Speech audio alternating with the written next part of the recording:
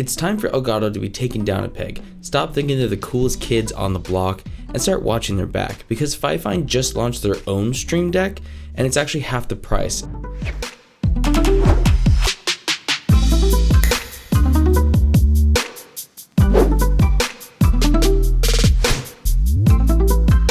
This is the Ampligame D6. It's another addition to their Ampligame series, just like their microphones and just like their headsets. And it does almost, and that's a big almost with lots of caveats involved, everything the Stream Deck can do, with a little added RGB. But can this really compete against the Stream Deck at half the cost? Let's find out. And of course, we're gonna break it down into 3 distinct categories like I usually do.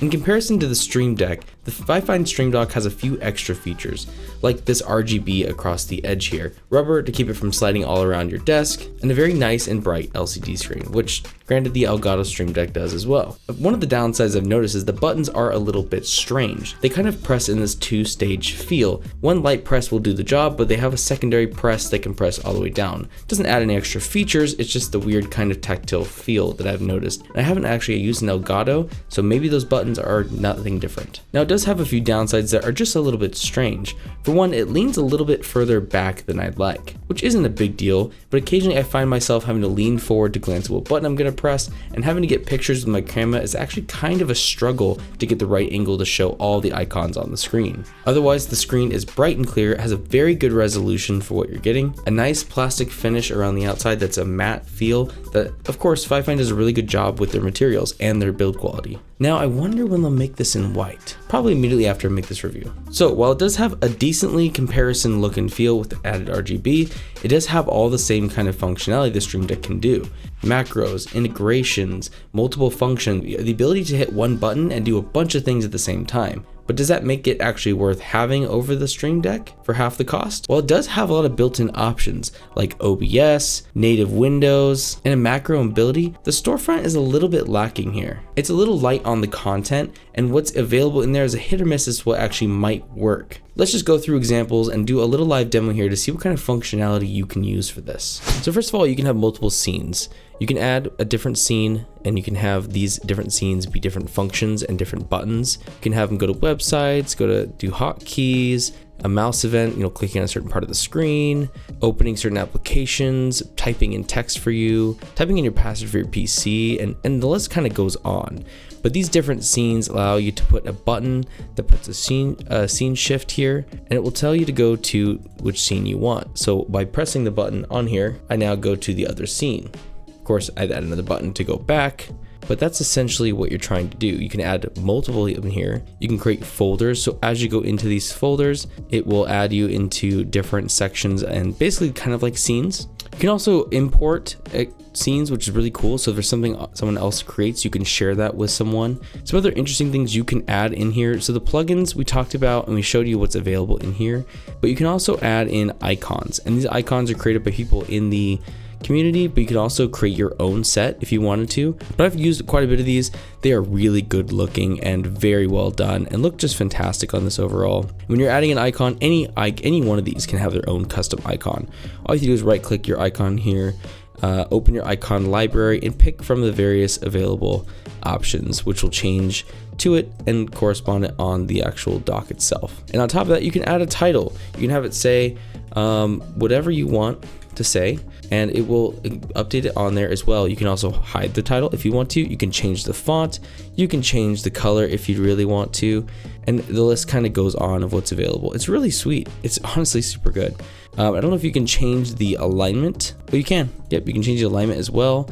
If you wanted to keep it just blank and just have it a certain word, of course it's going to cut off the size the higher you get, but you get the picture here. You can add whatever you want. There's lots of customizability here. Now, in terms of functionality that's available to you, you can also do lots of OBS plugins as well. Recording a stream, starting a stream, select your virtual camera, change your scene in OBS that you're working with, open the audio mixer, take screenshots, add transitions. The list kind of goes on. And the operation flow, which is really cool, which is, I believe the Elgato Stream Deck has the same function.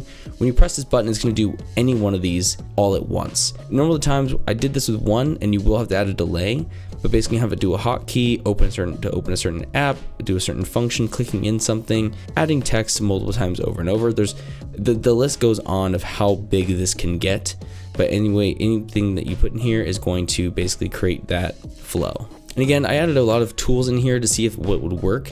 Most of it does work just fine. Can't confirm all of them because they do have different functionalities, but you can have your weather if you like, your CPU can be monitored, your memory, your internet speed. I don't see GPU temperature in here. I'd love to see GPU temps in here, but that's not available. You also have a lot of Windows tools, your Bluetooth control, you can turn your Wi-Fi on and off.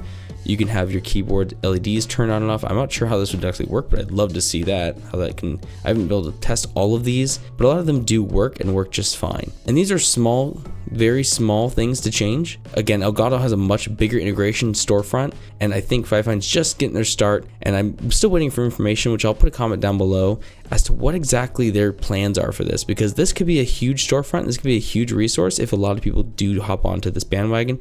But if they don't, there's a lot of built-in stuff available that will probably stay going forward. So a lot of the basic functions do work here. And it's really fun to have something to allow you to launch games, enable recordings, take screenshots, and kind of the possibilities are endless. Especially when you're playing a perfect game, you hit a perfect clip and you want to enable shadow play pretty quickly, you can do that just with the press of a button with the integration with shadow play, rather than having to hit a hotkey on your keyboard or remembering what that might be. So it has its uses, but where it falls short overall, I believe, is the integrations. A lot of the integrations that I was able to test, kind of like Twitch and YouTube, OBS and Windows, shadow play, and making hotkeys and multiple flows, worked pretty flawlessly. But there's some apps that didn't behave as expected, some I could not test fully, some apps that just did not connect, kind of like voice mod. That one for some reason did not work for me at all. Maybe I need to have the paid version for it to work, but from what I can tell, it says that the free version should work with Stream Deck, so I wouldn't work with the Stream Dock. Yes, it's half the cost and still can do quite a bit of things, but you're missing out on this incredible storefront Elgato has kind of built up for their Stream Deck setup. Here's a quick list of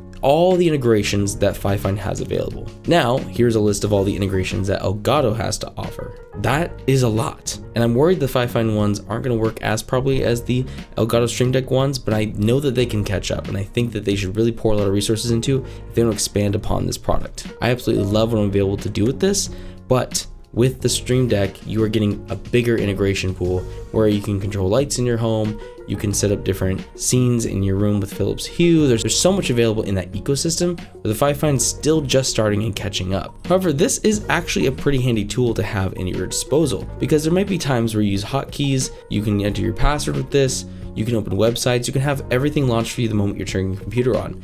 There's a lot of different functionality in here that's really handy for someone that has streams or has to use their desk a lot. This is going to be a tool you're going to want to have in your arsenal. And why pay $150 when you can have it for $80? If integrations are a big deal to you, you might want to go with the Stream Deck with the Elgato, but if not, and all you need is hotkeys, the automated workflows, the OBS tools, YouTube, and you want to save half of your money there and spend that on something else in your setup, this is definitely something to go for. There's one more surprise FIFINE has lined up for us here, which you will see in my next video. Thanks for watching Lucky Strike Tech, and I will catch you guys in the next one.